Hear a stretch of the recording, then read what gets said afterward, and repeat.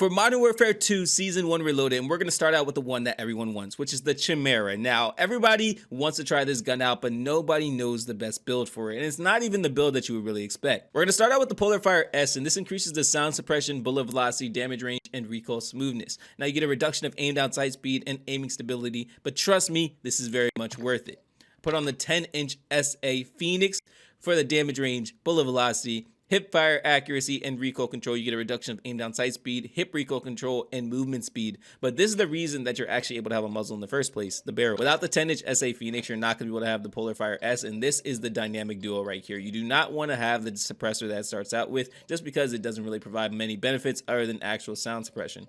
Put on the 45-round mag, the D37 grip for the recoil control, a slight reduction of aiming stability, and last but not least, the TRX56 stock. Now, this increases the aiming stability and recoil control at the cost of aim down sight speed, crouch movement speed, aim walking speed, and sprint speed. Now, just to show you guys how awesome this is. And check this out. Short range, insane. Medium range, and long range. Absolutely fantastic. You guys have to use this.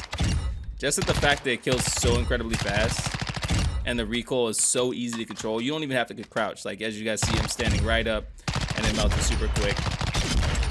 I highly recommend using this gun. Next, we're moving on to the M4, and this weapon is so amazing. You guys have to use it. So, I put on the high tower 20-inch barrel, and we tuned it to increase the damage range by 0.21 inches and the weight by 0.31 pounds. This increases the bullet velocity, damage range, recoil control, and hip fire accuracy, a reduction of aim down sight speed and movement speed, along with hip recoil control, but that doesn't matter. We're going to put on SCHLAGER PEC box for the aim down sight speed increase.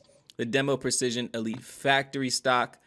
It increases the aiming stability and recoil control. You get a reduction of aim down sight speed, crouch movement speed, aim walking speed, and sprint speed. Increase the aiming idle stability of a 1.08. Put on the Demo Precision Elite Factory stock. This increases the aiming stability and recoil control at the cost of aim down sight speed, crouch movement speed, aim walking speed, and sprint speed. Increase the length by 1.08 inches, and I didn't change the weight. Put on the X10 grip.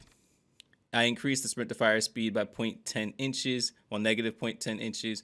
And then the recoil steadiness, I increased by 0.23 ounces. Put on the 45-round mag, and just show you guys how awesome this gun is. Get right into the firing range. Absolutely melts. Absolutely melts. And long range, basically no recoil. It's pretty much has to do with aiming at that point. So if you're able to control your aim pretty well, you would do pretty well to actually use this gun. Next, we're moving on to the Lockman sub, and this is a very competitive, strong Lockman sub to actually have. So we're going to use the AVR T90 comp. This increases the horizontal and vertical recoil control at the cost of aim down sight speed and aiming stability. We're going to take care of that. I increased the recoil stabilization by 0.23 ounces, and the FTAC M sub, I tuned it. It increases the bullet velocity, damage range, recoil control, and hip fire accuracy. I increased the damage range by 0.31 inches and 0.19 pounds for recoil steadiness. Put on the LM stockless mod for aim down sight speed increase, sprint to fire speed increase, movement speed increase, and hip recoil control increase at the cost of aiming recoil control, aiming stability, and flinch resistance. Now, if you don't want to deal with this, you can use the Mirror Recoil 56 factory stock for aiming stability, recoil control, and sprint speed at the cost of aim walking speed, aim down sight speed, and crouch movement speed. But this is the build that I want to use.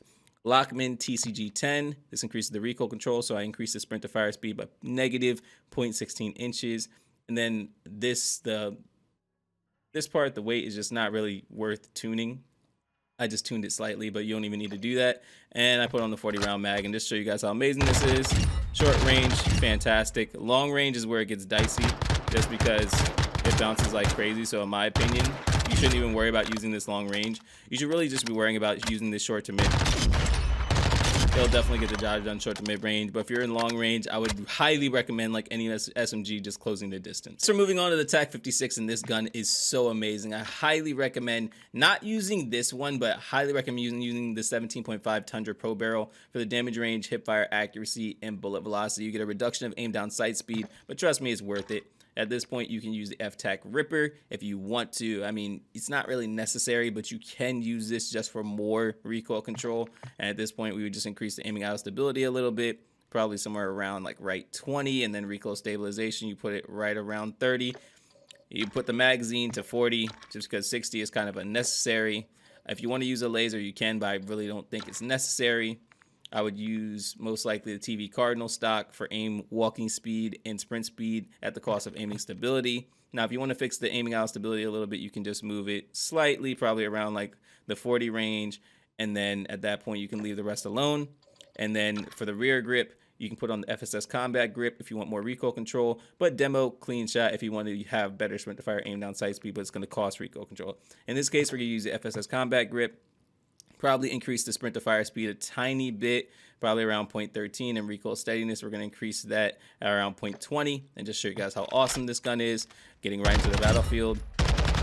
This thing has literally no recoil, so please use this gun. This is something that you're going to absolutely go off with, and you don't even have to try. Like, I'm barely moving my thumbstick, and you guys see it completely melts the enemy. Last but not least, we're moving on to one of my personal favorites for overall gameplay, which is the Cast-Off 74U. Now, the Cast-Off 74U, I would highly recommend using the Echoless 80 for the sound suppression, bullet velocity, damage range, and recoil smoothness at the cost of aim down sight speed and aiming stability. There's not really a better option other than just not using a muzzle or a barrel. Using the SCHLAGER PEC box for the aim down sight speed, 45 round mag, just because I want as many bullets as possible in this gun. You can keep it at 30 and then you won't have any cons, but in this case I just like having as many bullets as possible.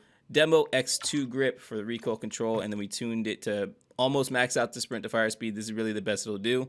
0.25 inches, and then 0.29 ounces increases the recoil steadiness, and then the Resat stock increases the aim walking speed and sprint speed. And we increased the aiming stability by 0.08 inches, and then we didn't change the weight. And just to show you guys how awesome this is a pretty much overall fantastic weapon. Like, you can have this as an SMG or you can have it as an AR. So whichever one you want to use it as, completely up to you. But I think this is a fantastic build, and I highly recommend trying this out, especially if you're somebody that's not sure if you want to use an SMG or AR. This has a great mobility and has great range, so please try it out and let me know what you think in the comment section down below. Now, just as a bonus, this is something that not many people really pay attention to, but I gotta give you guys the best secondary overall. That's the P890. Yes, this pistol right here is the best secondary, just because for the most part it only takes 2 bullets to kill. So I put on the Matuzek COTTONMOUTH barrel for the bullet velocity, damage range, recoil control, and hip fire accuracy. You get a reduction of aim down sight speed and movement speed and hip recoil control, but trust me, this is the best choice overall. I don't recommend these other ones just because they don't help as much as this one.